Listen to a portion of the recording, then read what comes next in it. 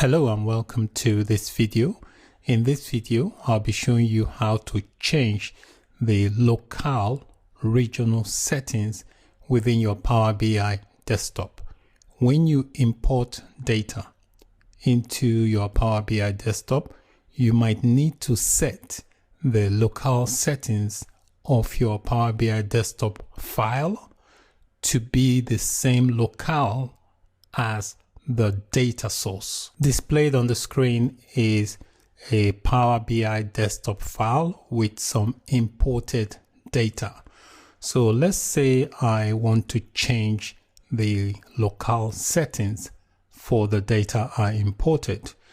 To do that, you click on the File option and you go to Options and Settings.